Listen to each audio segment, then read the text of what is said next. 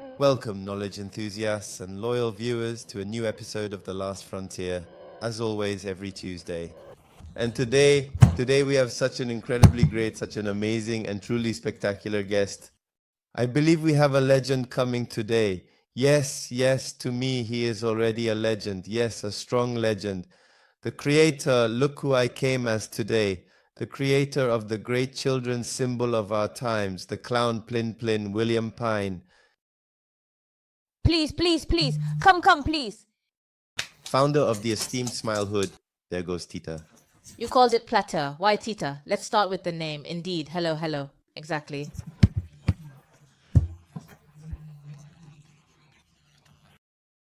Because when Tita was a kid, he played soccer wearing a jersey of a player. You are very young. The player's nickname was Tita, and that's how it stuck with me. He was a star at playing soccer. I was very bad. Which team? Vasco da Gama, but I'm a River fan, a die-hard fanatic. Nobody is perfect. It's just okay. It's one of the things that separates us from Santi. And there's William Tita. Exactly. Guillermo, Tita, to his friends, William Pine. Well, I want to say that when I met Gila a very long time ago, if I were to say it in Creole, I was absolutely blown away. It's that simple. Because one of the very first things I indeed learned about Plin is that it is the largest Spanish language YouTube channel in the world, which is quite incredible. I recently heard an impressive statistic. This platform garners a staggering 1 billion views each month, which equates to approximately 30 million views every single day. 19 million of those views are in Spanish, then in Portuguese, in Indonesia. I checked out the Russian channel, which is incredibly popular and has a massive following. I don't get it. They have 1 billion views per month, which is remarkable. How did they get there, and how exactly did their journey start? Sure, we started at the end, but let's go back to the beginning. How did it start? Well, I'll try to summarize it because it's a long story, spanning many years. We actually started in the year 2006. In a way, it was indeed truly the beginning of the genesis. I really enjoy creative processes, so I'm going to bore you with the creative process. But when I was a kid, when I was young, I dreamed of having a TV show for children. I wanted to be a TV host. At friends' houses, I have more fun with their kids than with them. So they had to come and tell me, but the food is ready, and I was there playing. The ideal uncle. Yes, the ideal uncle. And my birthdays have been with entertainment, even before I became a dad. I always truly enjoyed creating that bond with them. And I really absolutely love the freshness they have, the way they connect, and the clarity of their concepts. After that, I started working on commercial projects, worked in television, did different things, right? On camera, always on topics closely related to business and commerce, but at the same time, always with a great creative spirit. So from a very young age, I started trying to develop things, to think of innovative, creative, and imaginative ideas and more. And some prospered, most did not. And when I did what I did, at one point I decided my niece, Justina O'Reilly, indeed sang the Plin song beautifully and gracefully. And when she sang it, at the end she sneezed and did a thing, so the family joke was to say, Justina, sing the song. Well, Justina is about 22, 23 years old now. So we all laughed and I said, hey, this is good, the clown Plin. Well, then I started thinking about how to develop it. I had no idea how to do it. I started working with people from the industry. In 2006, we began making the first sketches and got into animation, which is a very big, gigantic world. The year 2006, about the mic. This is how we talk about the mic. I mean, we are talking about companies that are already 18 years old. Yes, we actually started the first sketches in 2006. We began to take shape at 10,000. In 2010 to 2011, we first did a comprehensive and extensive survey and research job. I think we surveyed about 600 children's products, from many examples you might not know, from Speed Racer to, Zorro, El Chapulín Colorado, animated cartoons, Puka, and more coming this way. We put them all on a big wall. Who did we put? Who else was there? A team of a few more people. What I did was surround myself with numerous graduates from various public universities from different places. We initially had our first studio in La Plata, and, well, in fact, most of them are still with us today. Some are even currently partners in the company now. And well, we started with that, giving opinions. Hey, what did you like about this? What did you like about that? What did you think? Which aesthetic seemed the most disruptive to you? This, that. Later, when we did that work, I felt something deeply personal and incredibly strong. It was as though I saw it more as a significant purpose in itself, rather than just a business, even though it was indeed a business. This realization made the work feel more meaningful and fulfilling. But the challenge for me, or what I definitely felt, and we all shared this in the group, was to say, well, whatever we do, let's try to leave something behind, perhaps a little seed of something. So, well, we made a list of values and positive habits, and we said, well, it would be good if first an animated cartoon, according to our humble opinion, has to entertain, capture attention. But now, with the attention captured, what are you leaving behind? What can you leave? That's where we started making that list. We addressed the values of friendship, sharing, caring for the environment. We compiled a detailed list of various things and made a strong effort in the episodes and in most of the songs to consistently reinforce that particular spirit. So what I say is that, well, in many cases I always repeated in interviews that we somehow tried to reinforce the learning that happens at home, and in many cases it is like that. And then once in the Dominican Republic, while doing a radio interview, when we finished, the journalist told me, look, here you are almost teaching because the things you are discussing are not being addressed here in some places, in some segments. So I would say that was the beginning. When you started with Plin, didn't you originally start on YouTube first? No, we indeed had a great and significant contribution from Disney Junior, which at that particular time was the leading #1 children's entertainment channel. We were the first independent production company to secure content with Disney Junior for LATAM. So that was a big boost because we started to appear in 22 countries very quickly. And that's when we began to understand the dynamics. And well, that was all. It seems like I'm talking about prehistory, but back when we were working on Plin, YouTube almost didn't exist. Then we encountered success on YouTube. Later there was also Facebook, which was just emerging. Then we also started to have something that was very good for us, which was all the interaction and feedback we received from parents, teachers, educators, psychologists and sociologists who would sometimes write to us on social media or participate in our conceptual discussion panels. And above all, was it good? We want to address this value or how we approach it in what way. How is the no in this context? I repeat, it's not about the what, but the how. How is the approach? Often in trying to do good, you end up doing it wrong. The kindergarten teachers gave us tremendous help. And they have also sparked creative concepts and creative paths, as we are an interdisciplinary group and are very open to enriching ourselves. Was there any problem with the name Plin, the famous clown Plin, who is adored for his vibrant costumes and engaging performances? Because we all say, before this clown Plin was around, we were already singing. I used to sing it as a child back in the 80s. How old should one be to have a happy birthday? I understand that Warner at some point had owned the melody, which later became public domain. And then there's a target that the clown Plin wrote. Who owns the brand? Or if for some reason it's Pliny and not the clown Plin, for example, on YouTube, definitely. If you could explain a bit about that topic. The first story, which is fascinating, is from the year 1880 and 880. Approximately around 2 nuns write a song. That song, which was written by 2 nuns, was in the year 1880. Yes. It's really interesting. And they wrote a song that I think was called Good Morning, which was the melody of Happy Birthday to You, but with different lyrics.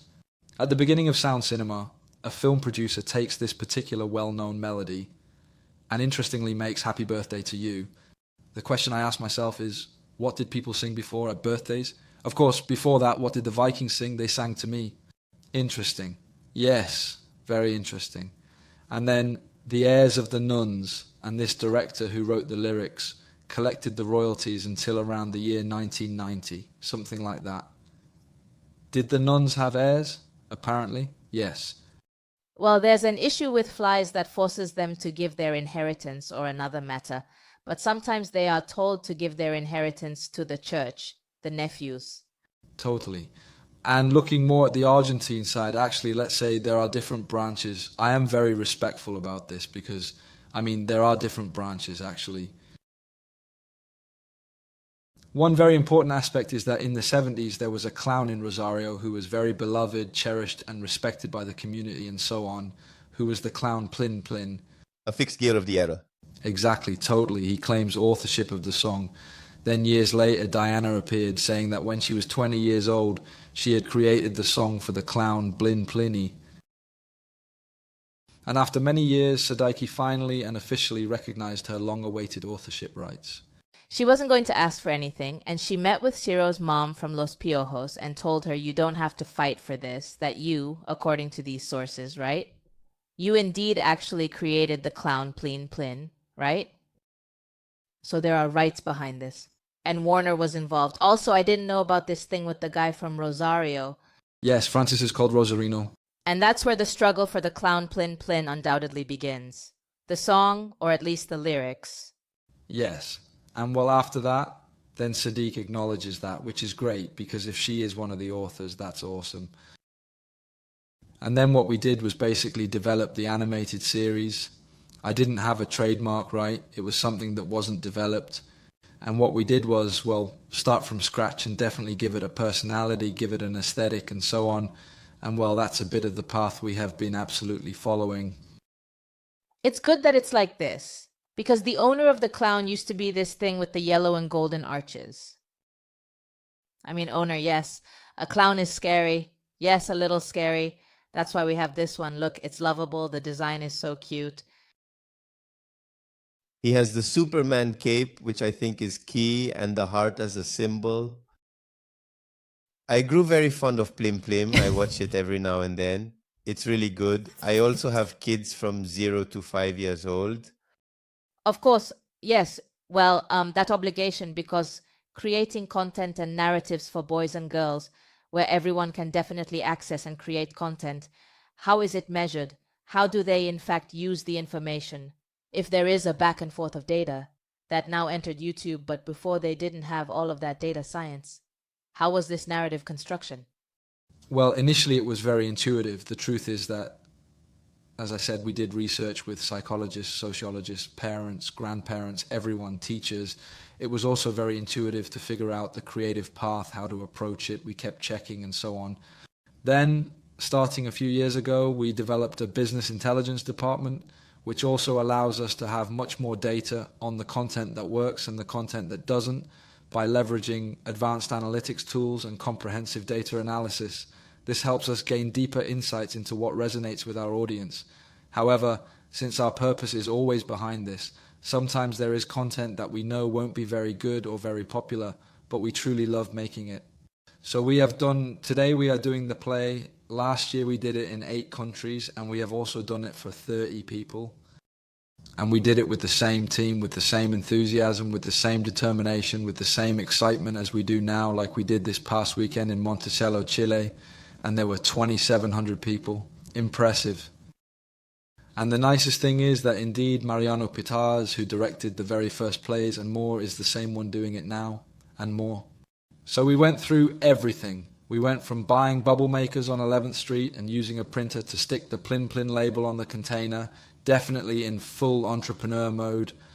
And then at one point we were selling tickets that included a water, 1 bar, because we had to make a pact during difficult economic years so that people would come and, that experience, iterating that idea we had for the play, also allowed us to see which gag worked, which didn't, which song worked, which didn't, the reaction of the kids, of the parents. So we actually initiated all of that when we basically initiated on YouTube. We initiated late on YouTube. We made a mistake at one point by signing an agreement with a very large company as big as the universe where, as happens with some corporations, they promised us the moon and the stars to get us on board. And we signed an agreement where they also had the rights to YouTube. And the truth is that it was actually a disaster because they really didn't work on it. They didn't put any care or love into it. So it took us a long time So when we initially entered the market, although we had some recognition from Disney Junior, we actually started as the 300th YouTube channel in Spanish. In fact, somewhat. And well, then we commenced to see and then to understand, to iterate, to review, and today we are thrilled that some of our songs we have more than 300 songs. We have a team there led by Mauricio Sabiri, focused on music, who are entrepreneurial and creative. Well, I believe many of our songs are already number one in the charts and undoubtedly a huge success globally, I would say. So, well, look at this piece of statistical data. Among all the preschool animation channels on YouTube, Plin is currently at number one right now with approximately 1 million kids. At this moment, they are actually watching Plin. And it's like saying, Gile, it's not just animation, it's really not just entertainment. It's actually more than that. I have been a father, and during those early years of life, it's true that you want to give the child something that entertains them, amuses them, calms them, and is healthy and wholesome content. It has an educational element, and it's like modern technology applied in a way that involves teaching. I asked several moms, well, my nephews are also little, and I asked what's up with Plin, because you have to know. And this thing about, no, look, it's really friendly. I mean, that was actually significant. I mean, the songs, in fact, someone told me it's a clown with a kind face. And that's valuable now because there are a lot of things going around on YouTube, and that's basically important. I can't imagine what the day-to-day work is like. I mean, I can imagine a big tech and all, but what you guys do has real technological functionality. You are growing on YouTube. I can't imagine what the day-to-day is like. There's the room where they create jingles, songs, and they're definitely there. I don't know how they use data science today or if they don't use it much. Yes, we definitely use it more to thoroughly analyze what we have already published in terms of trends and to see what we already have of our own. Absolutely, certainly. Because the growth, there is a leap, the growth is immense, especially post-pandemic. We grew a lot but I would say that now we are in a process of significant structural change in various aspects, in multiple dimensions. Because we were following a very intuitive process, now we are improving areas, but we don't want to lose that intuition. Now we are focusing on balancing the most professional aspects with the intuitive ones. But normally the creative paths also changed. At the beginning, many or most of the creative paths were mine. I'm not a musician, I'm not a composer, nothing. I started recording with my cell phone, do good without looking at whom your heart feeds and grows. Do good, it does you good. That's it. And it's not Jesus, you don't sit down, Mauricio and his team sit down, hey, then they give me back this thing, that other thing, I don't like it. I have a gift that is completely useless in my life, it always has been, and my wife laughs about it because I hear a song, I listen to it for 3 seconds, I know what song it is, but I don't know the author, the band or anything. I can sing the song for you, but I don't know what song it is. Let's say, title. It happens to me a lot with songs, and it historically happened when I was recording on television, almost like an intuitive thing. I see a TV host, I've seen many cases and said, this guy's going to make it big, this guy deserves an award for my phrases. And the same thing happens to me with songs. I hear a song, the other day a kindergarten teacher I care about a lot, named Boo Ho, came to my house and I told her to sing to me. She told me I don't compose, I sing the songs for the kids, from the kids, the ones they ask for and so on. But well, sometimes I change things and I don't know what, bam. So I said, well, he sang, we spent 2 hours with the guitar, he was singing, I was still listening, I liked some songs, others not so much. And in the end, when he was putting away the guitar, he told me, well, I sing this song, but I sing it with a variation. So I said, let's hear it. He took out the guitar again and sang it to me like an elixir. Perfect, this is it, go ahead, great. So that's it, it's like having that sensitivity to find. And then there's a big process because there are all the people who do inspirational work, designers, animators. How many are there? And today there are currently about 50 people, more or less, approximately.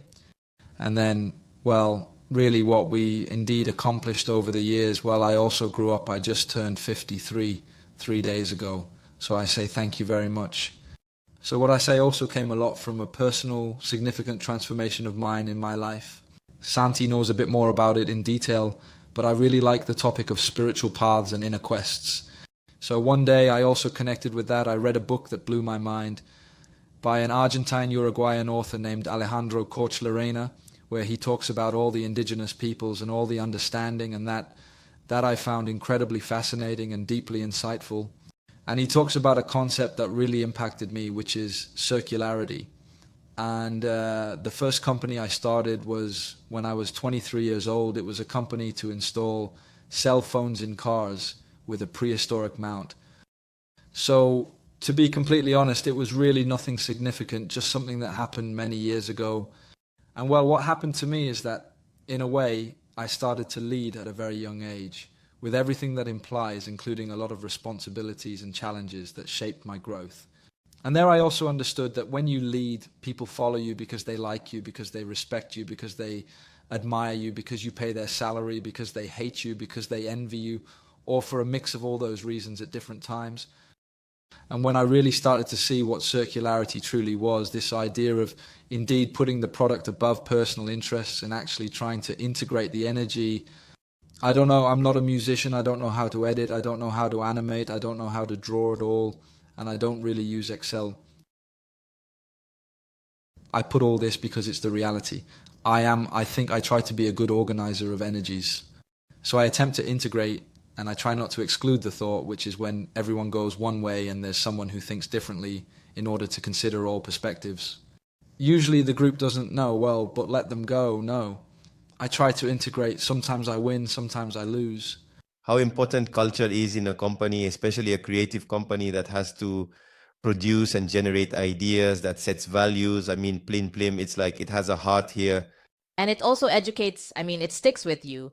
When I'm watching content, I think, okay, I have all this for my nephews. So what do we choose for them to watch? Will it scare you? Because there's an enormous responsibility that when there's even a tiny suspicion, it's the menu you have. It's like a big responsibility. It's the future. Yes, and then also look for external perspectives. So for many years, we have worked with different coaches. At one point, we worked with Dario Villa, who is a very good coach from Mar del Plata. And later, we also worked with Rock, who is an amazing guy from Uruguay and whom I care about a lot. And today, we are working with Gonzalo Perez Puso. So we have been adopting different tools. I have taken courses in different places, from around the world to India. Each place, we have picked up different little things, and we continue to do so. And above all, to help us create that circularity of energy, so we don't get stuck in the ego of, this is definitely my idea, it's mixed. That's why when I indeed convey my heartfelt gratitude and celebrate all of the recognition we have today, it's truly a collective achievement for us all. For us here in this office today, Carmen and Sylvia, who work diligently in our cleaning area among other tasks, are an integral part of our team. We really see it that way, and we include them. And when they come to give a talk on artificial intelligence and they are already invited to the talk, we love to hear their opinions, and sometimes with that sensitivity and sharp insight, they bring us medicine, they bring us learning, they bring us understanding. So they are undoubtedly really a company that in some ways speaks to everyone, to all the fathers and mothers. Now, a little while ago you were talking about creative paths. My wife's family has a fumigation business. So in my house, there are some emergency situations, like when a cockroach gets in. For my wife, it's a divine mandate to crush it. I go with my daughter and the little piece of paper with Martina, and I go with the little piece of paper and the glass to try not to kill the cockroach. So we always laugh about that the kids have both options to know what they connect with. So at one point a bee came into the house, so I shooed the bee away, scared of the bee, all good. Wait, leave the bee alone, open the window, the bee won't sting you. If you don't bother it, it won't bother you. So I don't know what. So there I was hanging around. Then I talked to a friend, a composer, and said, we need a song about bees. He said, bees scare kids, my kids too. And well, we all know what bees mean for the ecosystem. So I have some friends who are also permaculturists and work a lot with the land. So I said, well, we made a song called Little Bitty Bee. And that song is blowing up today. Also, I had the pleasure of having my daughter Martina sing it, who feels that purpose because she really loves nature. We are a family that loves nature deeply.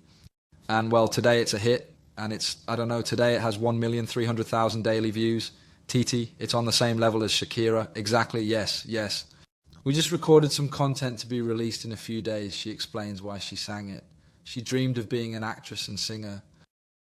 And I'm starting to get a personal opinion question regarding the idea of indoctrination. I have been thinking deeply about this. Do the contents indoctrinate or not? Because often this happens in school.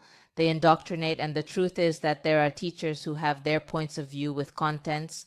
Sometimes contents are missing and so on. And this is a way of educating. Do you think there is perhaps indoctrination when, for example, content is shown on YouTube? It's a very broad question, isn't it?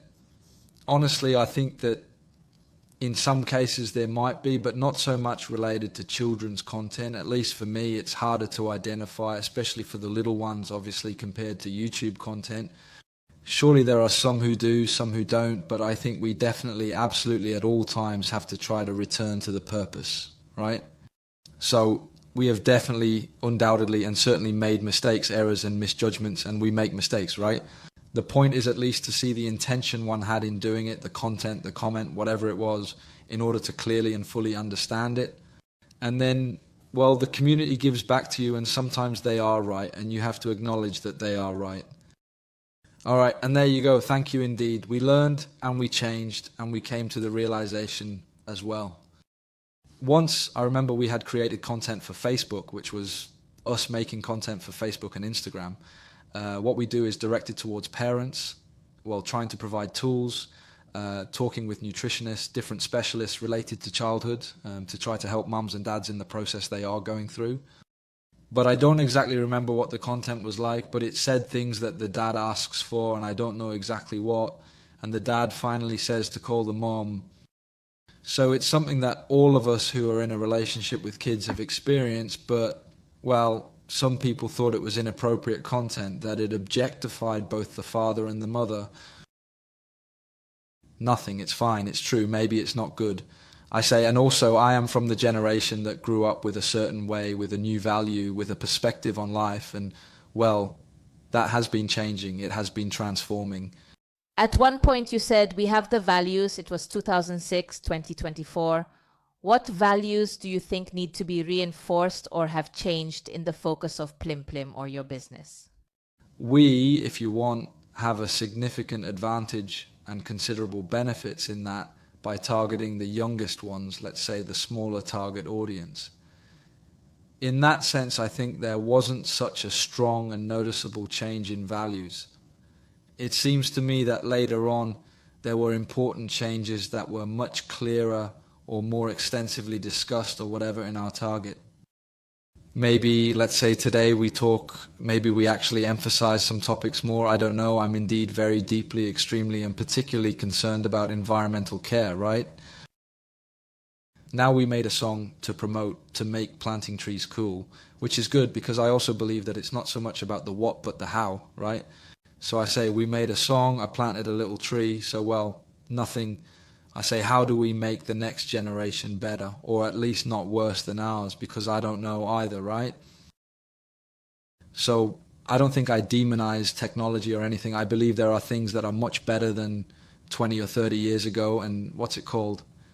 And I think there are other things that need to keep changing and evolving, right? Yes, because you sell to the parents, though the target audience, the ones who watch, are minors, children, boys, girls, 2, 4 years old.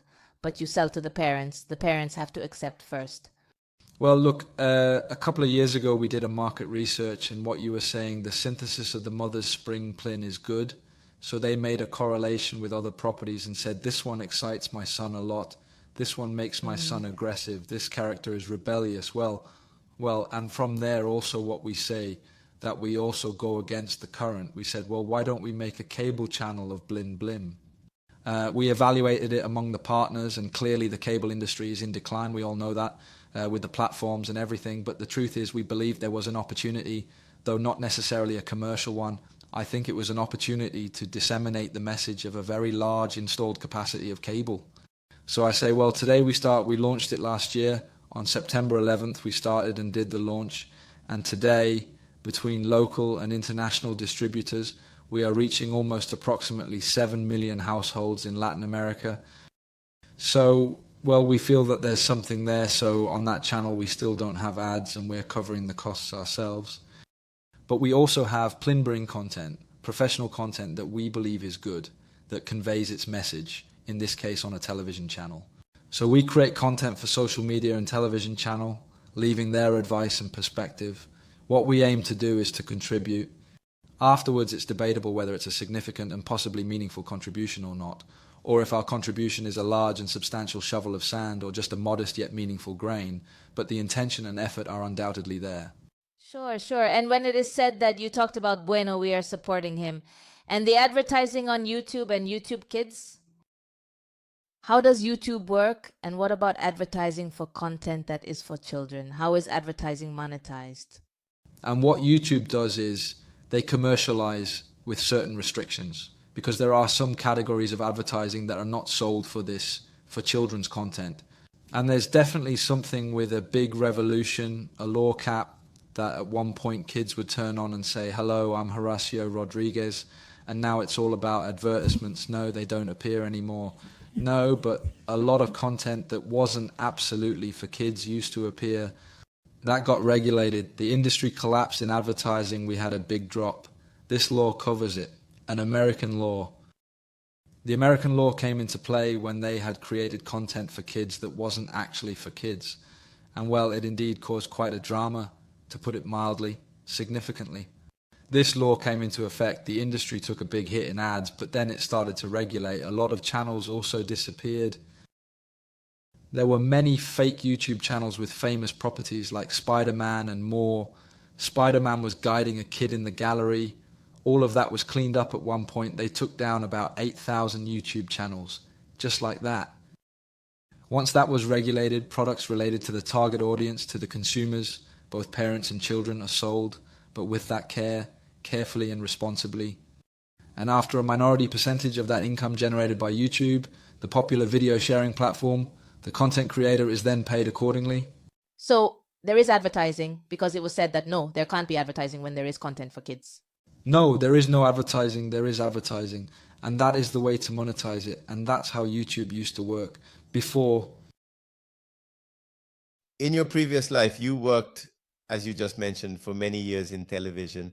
How different is the world of television compared to this whole YouTube revolution in terms of communication?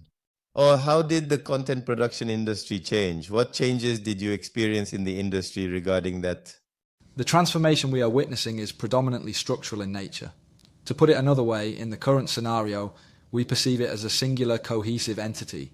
If I now grab and punch you and it's caught on camera, and tomorrow I appear in all the newspapers in Argentina and become a viral person without any merit, without any talent, just because I physically assaulted you, and that changes you. In some way it changes your logic. Today I clearly see and detect it. I also had a marketing company, communication marketing, I did political marketing, I worked in many things, I had many different ventures, always feeling that my heart came first. But let's say today I see that there are certain communicators who know they have to generate some kind of outburst content weekly or monthly or whatever to make the headlines. So let's say when one tries to create a space for depth, or that if I say a certain thing, use a certain word, or touch on a certain season, sensationalism, yes, and sometimes it's also addictive to see oneself in the media, right? So let's say if I know that if you were to take action now, and just the other day I ran into a colleague of yours on a plane, but I mean, if you were to say now that this colleague of yours is a criminal, that he scams people, right? It would be good tomorrow you'd be on the front page of all newspapers because you're influential and people respect and love you. So I say, well, it's a process. That's why, honestly, let's say what I really try to do is actually an internal struggle. We all have it. I always ask a question. If it's generous, if I'm generous, if you're a good person, am I a good person? And are you envious? No, I'm not. Are you jealous? No, we are all everything. We don't agree. So I say, well, the issue is the filter, to say, well, if I can put this without violence or trying from my place as a contribution, I think that's what matters, right? Actually, to be honest. The other day I was really watching the interview you did with Juan Grabois. I found the interview spectacular. They found me, Juan, with that depth, with that possibility of expressing everything, with that perspective. So I say, if I look at the snippet of what the media shows me about Juan Grabois, that's it, I stick with that. But then finding a guy who thinks, and I say this too, and there are also people from different political worlds, there is actually indeed depth. That's why respecting, right? Once, a few years ago, I was called for an animation contest that provided a generous state subsidy, and we had to be judges for talented people from the interior regions of the country, right? And the girl who was to my right was a professional, a very prominent professional in the field, and she didn't know who I was. And we started talking to viewers, asking if they had their subsidy, and they said no, because I also saw that Plin. And this expert professional said, Plin is complete garbage, it's terrible, all those colours that are so, I don't know, aggressive, the music, I don't know what her opinion was, she didn't know. But the meeting ended and I said to her, hey, I would like to have more depth in what you said, actually. And he told me exactly, and he said, who are you? I am one of the people who works at the company. But I said, is everything okay? And he said, oh, I apologize 1,000 times. And I'm calm. But deep down, everyone has the right to express their opinion. We can all express our opinions. I can give my opinion on quantum medicine, but it won't carry much weight. I can give my opinion on artificial intelligence, but it won't have the weight that yours does. I can give my opinion.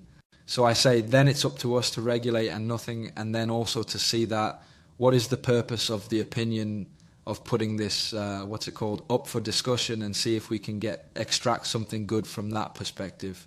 Yes, because there's very little honesty in general when you need a point of view. We talked about it with Santi when we said we work together, and I told him, Santi, tell me, I need you to give me feedback. And this honesty is sometimes difficult. So maybe that conversation that happened right next to you gave you insights or inputs. And when he mentioned the colors, there's a video on YouTube that says that at the 24th minute of a Plin content in Learn the Colors, there's an intention to hypnotize children like a demon. How do you feel about those opinions? Like when Yuye, who actually used to play it backwards, said that the record sounded really demonic, satanic because of the colors, in fact. Even the video says in the colors it goes and comes. No, you must pay attention to everything. This goes back to the same point. We are not the owners of the truth. Precisely when sometimes we try to summarize our success, there are people who say, well, actually the success is that the name is Plin, in fact. And I tell him, well, but wait, in Portuguese we are called a hearted hero, and it has nothing to do with the name, and we are a success in Portuguese as well. Or success is this thing, success is that other thing. So success always, we all treat it like in soccer, that success is the coach, the players. Well, I believe that our success is also due to our ability to adapt, to observe, and to not lose sight of our purpose. So when we performed the play for 30 people, we did it with the same great enthusiasm and energy as we do now for 2,700. But it's not actually true that you're really hypnotizing the children to indeed clear up the doubt for the people on YouTube who say that at 24:04 you definitely hypnotize them. But also, let's say the right to have an opinion now gives us medical reports that tell you if you eat a certain food, it's very good for you, and then 6 months later they tell you not to eat that food anymore. I don't know. It's a world of conceptual discussion. And now Roberto Asambula and Gonzalo Perez Puso, who are part of the coaches who worked and still work with us, also tell us to learn beforehand, you see? We even learned how to speak. Now, when I tell you something, I have an opinion, this is my view, I already know the truth about the topic, you see? The truth is, you see, it's this. So should I actually really tell you where my big toe is? And for me, it's actually in front of me. For you, it's behind the cup. We say the truth, and yet... And so when something is said with respect and in a respectful and good manner, trying to express it properly and clearly, what I don't want is for anyone to be left with nothing to say. And then, well, it's about whether we, in essence, accomplish integration or not, and how we also maneuver through that possibility of having that internal discernment in reality. So I'm far from thinking that we know everything. On the contrary, we still have a lot to learn. And then the beauty of this product, this business, this project, this purpose, is that it is always reinventing itself. When I started with this, I dreamed of having a television channel, did not. It was unthinkable. Now we are working with a specialist in everything related to education and games and so on. With Roy Magarino, we are working on an educational module with all sorts of things. I don't know where that might take us. And we are also trying to see if by having kids play various types of educational and entertaining games, we can potentially obtain valuable and insightful attention data from them and so on, which could be compiled into a report for a doctor that could help them understand.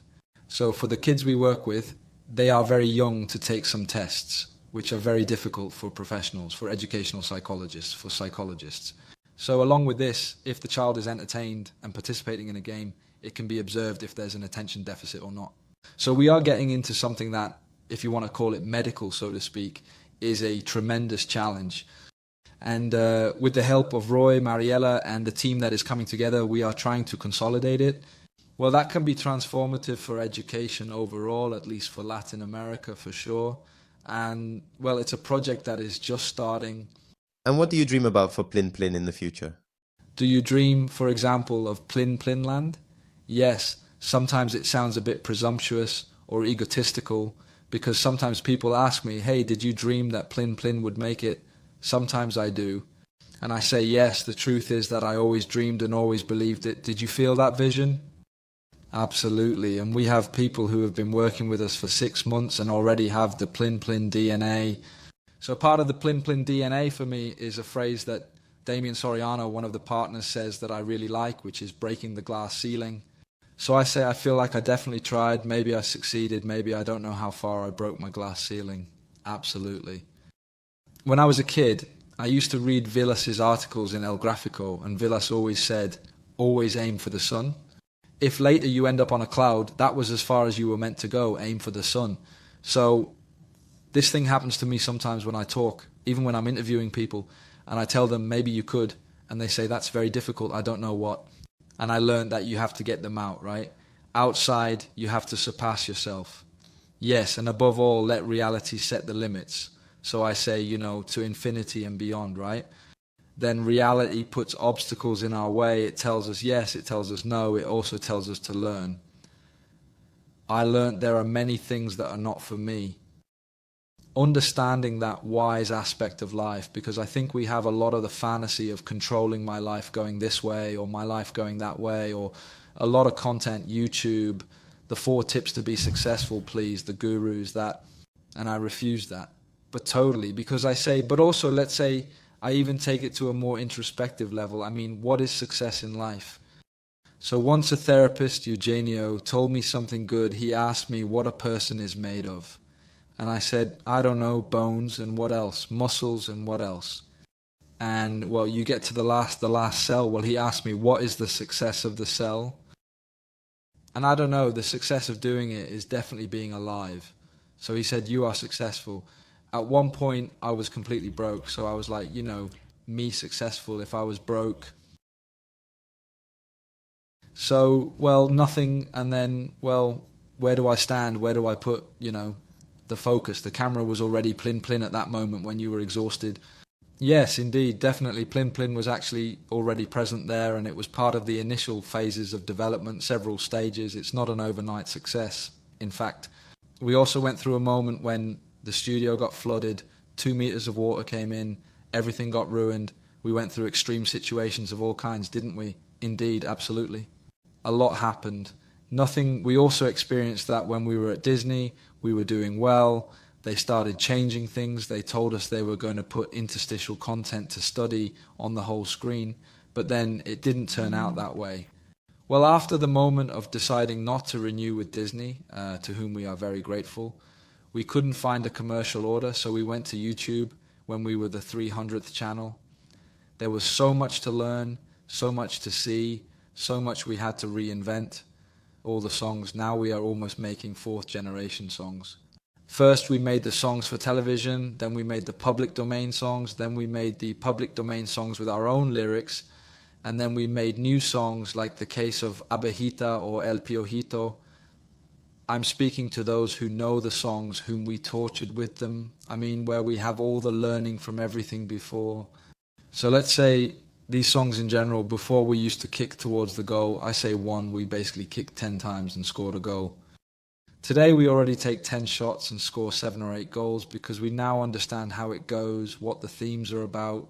We also make mistakes and sometimes things don't work out, but we've achieved a much higher degree of optimization. Something that I find captivating about a company like Plim Smile Hut and what they do is that they are companies, when you study, for example, the history of Disney in the 1920s, 1930s, they invented a lot of super modern animation techniques, rotoscoping, multiplane, a very technological company. For example, if you look more into the present history of Pixar, you will clearly see that Pixar is very famous for being a pioneer in the field of modern animation, particularly well known for creating the first feature film made entirely and exclusively in 3D and printing. It has a very large and significant technological component, which is national in the distinctive tone of Santi Siri, national. This is our icon for the youth, no mice, no little animals. The clown Plin we grew up with is the first children's content from Latin America to reach the USA. Yes, that actually happened at the very beginning when YouTube wasn't strong yet. Around 2011 when we premiered, I think it was specifically in the year 2012, we premiered on Discovery Familia, a channel of the Hispanic Discovery Network. So yes, we were indeed definitely the very first to land there with children's content. So nothing, but what still motivates me the most, recently we went to a theatre fair. We are seeing if we can do theatre in the US. We went to New York to a very important theatre fair, and there we were, Tita, in the Big Apple, with Mariano Pitach, who is the theatre producer. This brings us back to self-employment, because we were there with the costume, which in Latin America is called La Botarga, carrying the costume in a bag through New York, walking around. The police were looking at us like that, with the actor who was there, the costume. So I say, nothing. Back to the beginning, right? And nothing, it's amazing. And thanks to God, the day I lose that, I'll dedicate myself to something else. We were there, kids showed up, and Plin. And they came and hugged together in that scene, looking at all of Manhattan. And I was saying, this is crazy, what madness. Or sometimes when I start looking, and also geography wasn't my strong suit in school, but sometimes I see countries that I swear to God I didn't know existed, and I say we have 20 views per day from St. Lucia, or whatever, and I think, where is this place? Definitely. Let's see, I'm just going to actually look at the map and see if anyone over there is really listening to Aram Samsam, right? Certainly. So, the day we heard Aram Samsam, which is not content we created, I think the song is definitely Moroccan, we said this is absolutely going to be a massive hit. And just recently, in fact, the people who manage the music rights and licensing called us up and said that we were actually the third most viral content on TikTok in the entire world. So people take it and thread it and keep slightly and continuously transforming it. And no one knows better than you all about the networks and the ongoing changes that are happening and all of that. That's welcome. And what I dream of in my mind is that we continue to grow and expand, but above all, evolving and improving in every aspect. I have a very big challenge, and it is shared by everyone involved in trying to do something related to education or these basic or primary diagnoses, like what you mentioned before that they did with AI as well, having some kind of photo. But I believe that if with Plin we can help some kids reinforce their school subjects or grasp basic concepts that are useful to them, or that we are also working a lot with books, the whole topic of emotions, this thing of validating emotions. We grew up in a generation where, in our society, if you're a man, you don't cry or show emotions or things like that. So I think incorporating everything is really great. Well, we are working on that a lot, and considering that many times if there is work, the mom and dad go out to work and the kids stay at home watching TV, they stay watching YouTube with some restrictions. In the best cases, there is parental control, which many don't know how to use. There is an enormous responsibility in those moments where you are educating right now. And I don't dwell on it too much. The work they have to do is delicate, that's the word. Listening to you also resonates with me a lot because my daughter also grew up in the age when these contents are consumed. and the handling of emotions are topics that concern a parent. Finding content that helps you deliver an exemplary and inspiring message is important. Sure, how do you channel it, where perhaps there is often violence everywhere? And how do you channel this, the emotions, when a little girl or boy doesn't know what they are feeling? Or those songs that are so key that they can convey something like abuse, for example, that through a song they can explain it. The words delicate and responsible also apply. Yes, what I personally feel is I really like that very metaphorical story of the hummingbird, where there's indeed a fire and all the animals escape from the jungle and see the hummingbird going back and forth, tirelessly diving into the fire, and the lion says, "What are you doing? You're going to get burned." And the guy says, "No, I'm actually just going to get a little bit more water to throw my drop on the fire. I'm actually doing my job, right?" So I say, well, deep down, we're indeed trying to be the best version of ourselves. So it's a bit of that, isn't it? Me, the guys, the kids, they bully me a lot with the phrase, "I have an idea," because I always say, "I have an idea. This guy who breaks balls." But I also tell them phrases like, "Let's break the glass ceiling," the desire to win, you know? So, I mean, the desire to win in the sense of doing things with enthusiasm, with passion, with purpose and determination and energy. So I say, that's why when I, have a conversation with my friends' kids who don't really know what to study or whatever, I basically tell them to do what they like. If you're going to do what you love, don't think about the money or the time, just do what you love. It can go well or badly doing what you love, but if it goes badly doing something you don't love, it's much worse. So, have I ever been involved in some business and think, why am I here? Why did I get into this? So I say, out of enthusiasm, out of desire, out of whatever, out of ambition, out of anything. So I say, well, for me, the path of searching within oneself to know what one is feeling, and also understanding that there are changes, which also a friend of mine brought up. He was very upset because his son had changed his career. And I told him at the right time, all right, if he didn't resent it anymore, it's good. It's good that he changes. It's good that he evolves, that he goes in another direction. And then understanding that everything we do in life nourishes us and that we have the illusion of control. But those of us who are a bit older know that control doesn't exist.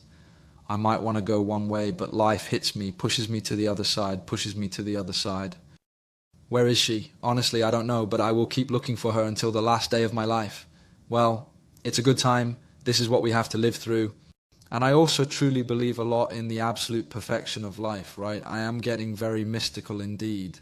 Uncle Tita came to save me. This time he's going to let me. I'm going to make Dad convinced of such a thing. I call Uncle Tita and say he's going to convince him.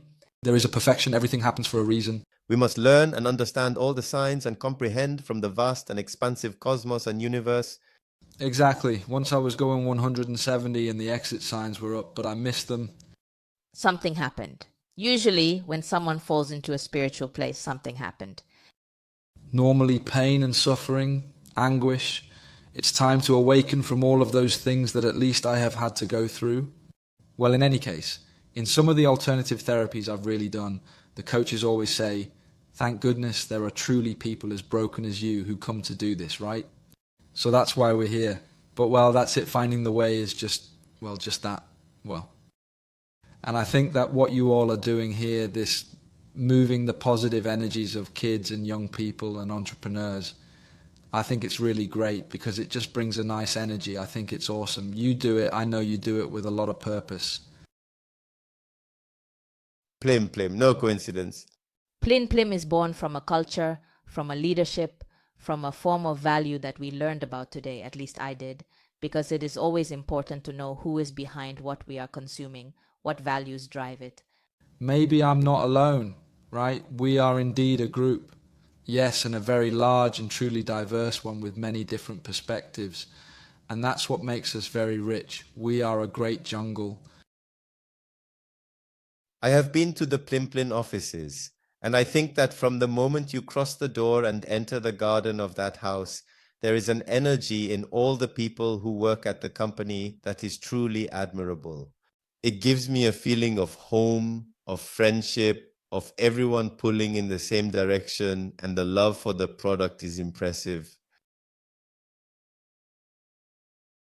Is it Plin or are there other products as well?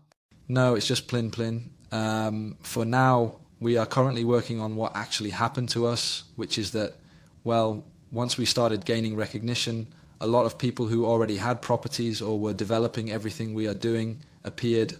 In many cases, I personally spend a lot of time trying to help them, but it's like now we don't want to take the focus away from Plin. We don't want to involve other things. If later on the idea is to develop new properties or connect with products that have some common ground with what we like to do, because we also handle a specific target audience very well, I'm not sure if we would handle another target audience as well. We have to try. We have some ideas, we have things that would be fun to do, but it's a challenge. It's like starting from scratch and diving into doing something different. But today we are with Plin, and with all the languages we still need to learn and all the things we still need to do, and with the theatre, the books, the things, everything. It is a significant time commitment that we did with a lot of happiness and joy and satisfaction. But what language of indigenous peoples? It would be nice, it would be good, yes, really, yes. Actually, let's say there are many things to do there. I think it would be good to also develop something with sign language. There are perhaps a lot of things to do. The truth is that it's so vast that, well, now our coach Gonzalo highly recommends it to us. He talks a lot about the energy budget, right? Actually, he emphasizes it. So I say we always talk about the budget and the position at work and indeed about people and also about everything naturally, let's say. So I try to manage my energy budget a lot more because I get tired more easily these days because of my age, so I'm a bit older. So that's it, just trying to do our best. And well, it's great that at this moment we are receiving feedback from our community, which is generally more praise than criticism. And when there is criticism, we listen to it. We'll see how YouTube handles this episode of Plin with its algorithm. Gile, thank you. Thank you very much for coming to The Last Frontier. It's a great pleasure for me. And well, I congratulate you again because I think what you do is amazing. I am very, very Argentine, and I believe a lot in the national industry and Argentine creativity. We have 5 Nobel Prize winners. We have creatives.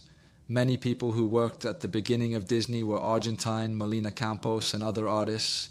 So I say there is a tremendous creativity here, a great potential for growth. We just need to finish organizing ourselves well to achieve the prosperity and future we deserve. So I think you are part of that effort. So I congratulate you. Thank you. Disney is the pine. Who? Disney is the American pine. William Tita Pine is indeed a true modern-day genius who has certainly brought and is bringing a lot of inspiration, education, and teaching to the most important members of our society, who are the clown kids. Plin. Of course, we have a very special guest today. Truly an incredibly inspiring segment, and it's amazing to see that these wonderful things are happening in Argentina, impacting globally, creating culture, and bringing forth the best possible content for all of our little ones. So thank you very much, ladies and gentlemen, for coming. And as always, like every Tuesday, live from Philo News at 8 p.m.